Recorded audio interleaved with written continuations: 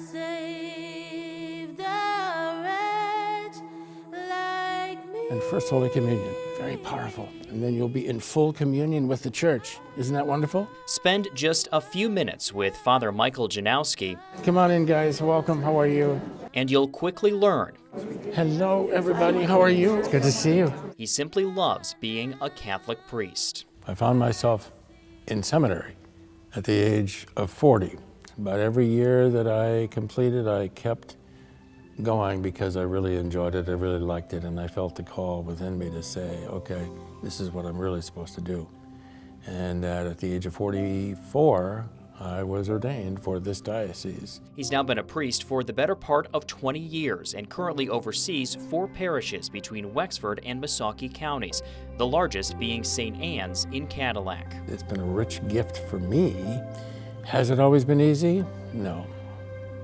Been a lot of challenges over the years, especially when you become a pastor.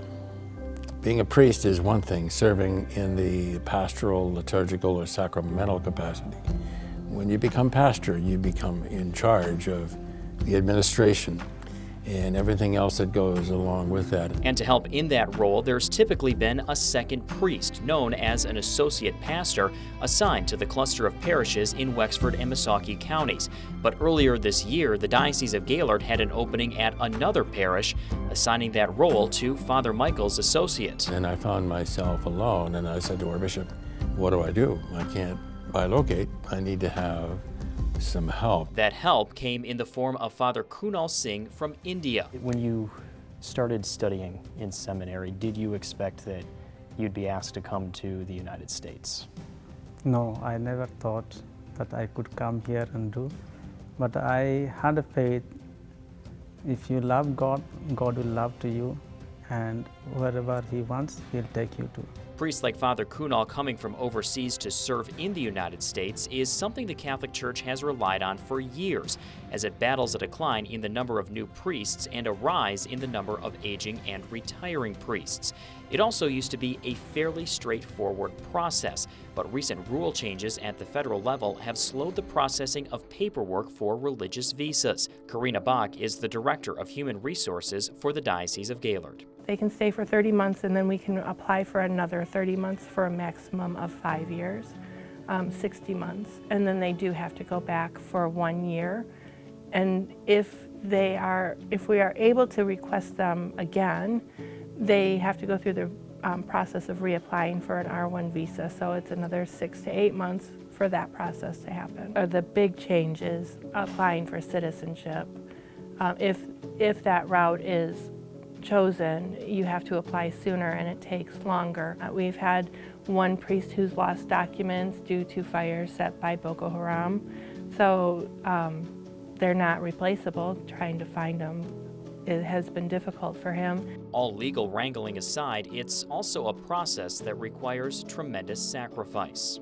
When I got ready to come here, my mother poured out her tears, and all my relatives, even 2 of my brothers, those who pushed me from, no, okay, no problem, you go. Those 2 also poured out their tears, and so that made me a little saddened moment.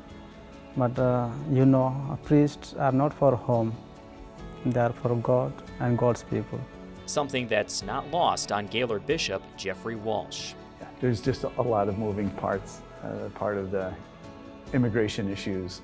But the bottom line for us at the human level, we want to make sure that they feel in communion with the church, and we extend to them such gratitude for their willingness to sacrifice what they've done. The Diocese of Gaylord is still working to bring 2 more international priests to northern Michigan, and it's likely they'll continue needing their help, with the diocese not scheduled to ordain a new priest for another 4 years. The priority for us is to raise up our own priestly vocations from our families and allow them to flourish within, a culture that they were able to grow up in and experience in the new way, serving the people of northern Michigan as a priest.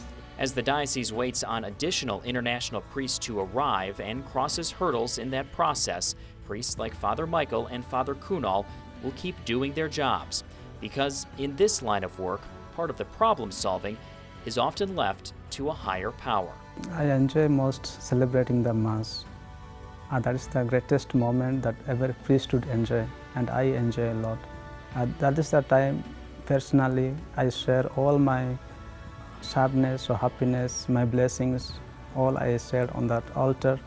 Even beyond being a pastor or taking care of schools and parishes and administering, the greatest thing I think we can do is to celebrate Mass for them, bring them the sacraments, bring them the very presence of Jesus himself. That's the most important thing we can do. And everything else comes second or third or fourth after that. For 9 and 10 News, I'm David Lyden.